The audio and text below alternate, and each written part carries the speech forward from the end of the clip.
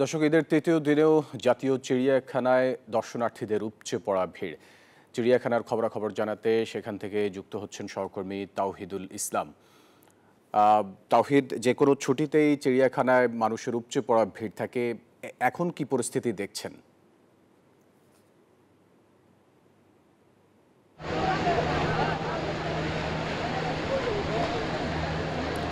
দুঃখিত দর্শক, পটুয়াখালী থেকে যুক্ত হচ্ছেন সহকর্মী শিকদার জোবায়ের। জোবায়ের, এই ছুটিতে পর্যটকদের ভিড় কেমন দেখছেন কুয়াকাটায়?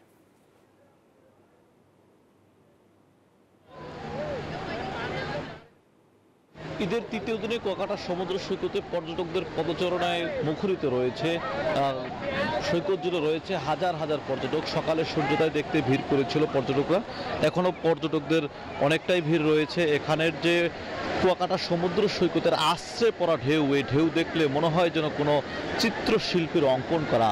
আর এই ঢেউয়ের সাথে মিতালি করছেন বিভিন্ন এলাকা থেকে ঘুরতে আসা পর্যটকরা। পর্যটকদের পদচারণায় কিন্তু মুখরিত রয়েছে। এখানের প্রত্যেকটি স্পটেই রয়েছে পর্যটক। বিশেষ করে লাল কাঁকড়ার যে স্পটটি রয়েছে, লাল কাঁকড়ার ছোটাছুটি খুনসুটি দেখতে শিশু কিশোর সহ বিভিন্ন বয়সী মানুষ কিন্তু ব্যস্ত থাকেন। তারা আনন্দ ঘন মুহূর্ত কাটাচ্ছেন।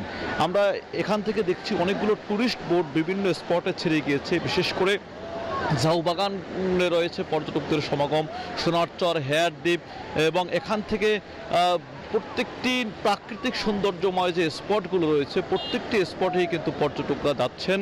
কুয়াকাটা সমুদ্র সৈকতের সুন্দর এই দৃশ্য তারা কিন্তু অবলোকন করছেন, প্রাকৃতিক সৌন্দর্যময় দৃশ্য অবলোকন করছেন। সূর্যোদয় সূর্যাস্তের এই বেলাভূমিতে সকাল সন্ধ্যা পর্যটকদের ভিড় থাকে। বিশেষ করে পর্যটক ভ্রমণ পিপাসুদের প্রথম পছন্দ কিন্তু কুয়াকাটা সমুদ্র সৈকত। ঢাকা থেকেও কম সময় কুয়াকাটা আসা যায়, যার কারণে সরকারি ছুটির দিনগুলোতে বা বিশেষ দিনগুলোতে কিন্তু পর্যটকরা চলে আসেন এই সমুদ্র সৈকতে। ব্যবসায়ীরা জানিয়েছেন বিগত বছরের চেয়ে তাদের এবছর ব্যবসা বাণিজ্যের অবস্থা ভালো রয়েছে এবং বিগত দিনের যে তাদের লস হয়েছিল সে লস তারা কাটিয়ে উঠতে পারবেন। ইতিমধ্যে হোটেল মোটেলের 95%-এরও বেশি কিন্তু ইতিমধ্যে বুকিং হয়ে গেছে। বেশিরভাগ হোটেল মোটেলই কিন্তু ইতিমধ্যে 100% অনেক হোটেল ইতিমধ্যে কিন্তু বুকিং হয়ে গেছে। অগ্রিম বুকিং দিয়ে রেখেছিলেন অনেকে। কুয়াকাটা সমুদ্র সৈকতের নিরাপত্তা ব্যবস্থাও কিন্তু ভালো রয়েছে। বিশেষ করে টুরিস্ট পুলিশ মাঠে কাজ করছেন, এছাড়াও জেলা পুলিশ এবং এখানকার যে উপজেলা নির্বাহী কর্মকর্তা তিনি কাজ করছেন, পরিদর্শন করছেন। কোনো রকমের অপ্রীতিকর কোনো ঘটনা যেন না ঘটে সেজন্য তারা মাঠে কাজ করছেন বলে আমাদের জানিয়েছেন। নিরাপত্তা ব্যবস্থা সব কিছু মিলিয়েই কিন্তু ভালো রয়েছে। কুয়াকাটা সমুদ্র সৈকতে এই মুহূর্তে পর্যটকদের পদচারণায় মুখরিত রয়েছে। আমরা আরও খবর জানতে চলে যাব রংপুরে, সেখানে রয়েছেন রেজাউল করিম মানিক।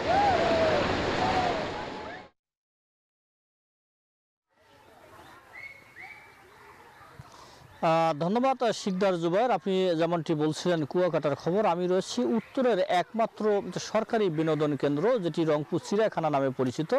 আমি সেই রংপুর চিড়িয়াখানায় রয়েছি। সকাল থেকে আমি দেখছি যে সকাল 9টার পর থেকেই খণ্ড খণ্ডভাবে মানুষ কিন্তু আসছে, অর্থাৎ কিছুক্ষণের পরেই উপচে পড়া ভিড় কিন্তু হবে।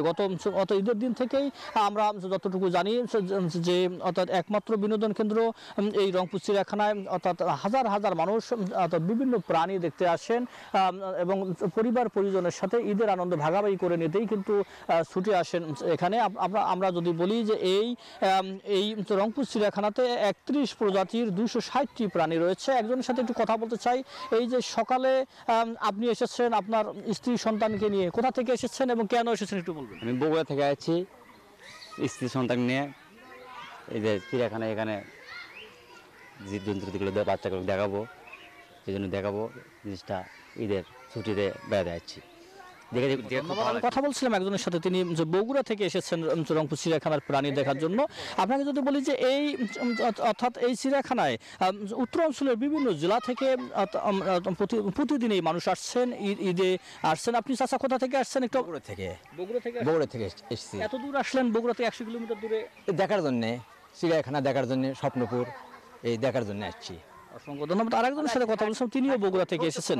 অর্থাৎ রংপুর চিড়িয়াখানায় আপনি দেখছেন, জানেন যে 260 প্রজাতির যে প্রাণী রয়েছে, বাঘ রয়েছে, ভালুক, জিরাফ থেকে শুরু করে হরিণ থেকে শুরু করে সব ধরনের যে প্রাণী কিন্তু এখনো রয়েছে। এই সব প্রাণী দেখার জন্যই হাজার হাজার মানুষ দূর দূরান্ত থেকে আসেন এবং তারা পরিবার পরিজনের সাথে ঈদের আনন্দ ভাগাভাগি করে নেন। সব মিলে রংপুর চিড়িয়াখানা উত্তরাঞ্চলের মানুষের একটি নির্ভরযোগ্য বিনোদন কেন্দ্র হিসেবে পরিণত হয়েছে। তবে নিরাপত্তা নিয়ে কিছুটা কথা থাকলেও প্রশাসন, এখানকার যে কিউরেটর রয়েছেন, তিনি বলছেন যে কোনো বাড়তি কোনো ঝুঁকি নেই, কঠোর নিরাপত্তার ব্যবস্থা জোরদার করা হয়েছে। এই ছিল আমার কাছে রংপুর চিড়িয়াখানা থেকে সর্বশেষ। ফিরছি একই খবর জানতে রাঙ্গামাটিতে রয়েছে সহকর্মী ফাতেমা জান্নাত মোমো, তার কাছে জানতে চাইবো সেখানকার খবর। মোমো, বান্ডেল থাকলে প্রতি সেনমানিতে টাকা বাঁচবে। বিকাশ সেনমানি বান্ডেল কিনে জিতুন প্রতি লেনদেনে।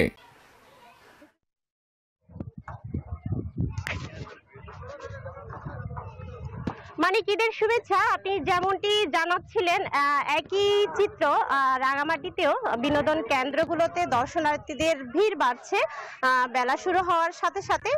যেহেতু ঈদের ছুটি আছে, সেই ঈদের ছুটিকে কাজে লাগিয়ে দূর দূরান্ত থেকে কিছু সংখ্যক পর্যটক এসেছে। একই সাথে স্থানীয়রা ঘুরে বেড়াচ্ছেন। রাঙামাটি পর্যটন ঝুলন্ত সেতু এলাকায় আমরা আছি। নিশ্চয়ই আমরা চোখে দেখতে পাচ্ছেন পর্যটকদের আগমন শুরু হয়েছে এবং দিনব্যাপী এখানে পর্যটকদের পদচারণায় মুখরিত থাকবে এই ঝুলন্ত সেতু। যেহেতু প্রকৃতি কিছুটা রুক্ষ, ভ্যাপসা গরমও আছে, সেজন্য ভর দুপুরে ভিড় লক্ষ্য করা না গেলেও কিন্তু পর্যটক আনাগোনা বেড়েছে। কাপ্তাই হ্রদে নৌ ভ্রমণ করছে এবং আনন্দ উপভোগ করছে।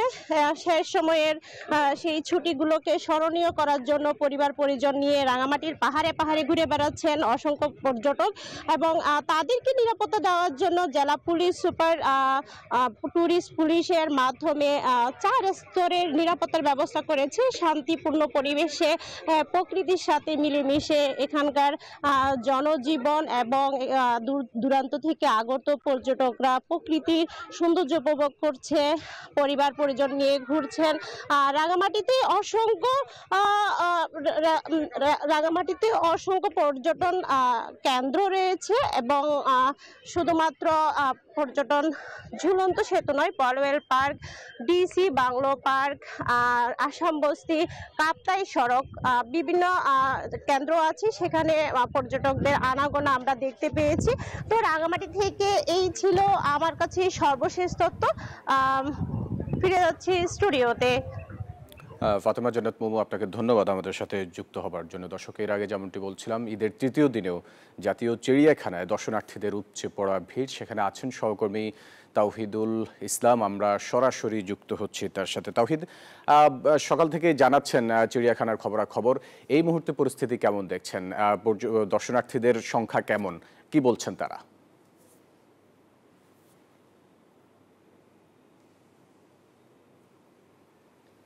ফয়সাল, আপনাকে ধন্যবাদ। চিড়িয়াখানা থেকে আমি যুক্ত হয়েছি আপনার সঙ্গে।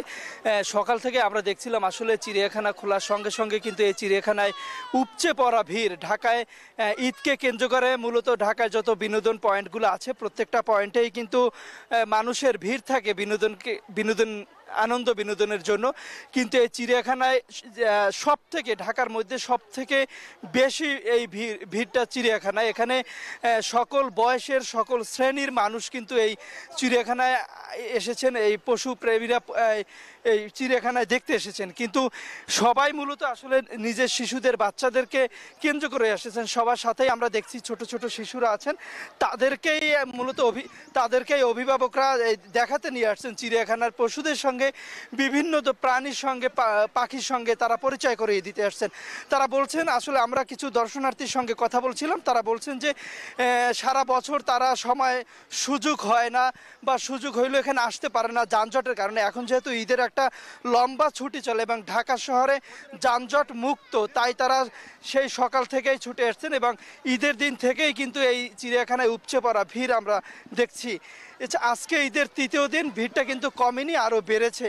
জানেন যে এবছর ঈদে একটু ছুটিটা বেশি এবং এই ছুটি বেশি উপলক্ষে কিন্তু মানুষের নানান পরিকল্পনার হাতে নিয়েছে যে আসলে কে কোথায় কিভাবে ঈদটা কাটাবে, তার অংশ হিসেবে এই চিড়িয়াখানায় প্রাধান্য বেছে নিয়েছেন। যে তারা বলছেন যে দর্শনার্থীরা বলছেন যে ঈদের আগেই তাদের প্ল্যান ছিল যে তাদের শিশুদের নিয়ে তারা ঈদের কয়েকদিন বেশ উন্মুক্ত জায়গায় তারা ঘুরবেন, এই শিশুদের নিয়ে নানান জায়গার সাথে শহরকে চিনাবেন, সেই সাথে তারা বিনোদন স্পটগুলোও দেখানোর চেষ্টা করবেন। এই ছিল আমার কাছে চিড়িয়াখানা থেকে সর্বশেষ তথ্য। ফয়সাল। তাওহিদ, আপনাকে ধন্যবাদ আমাদের সাথে যুক্ত হবার জন্য।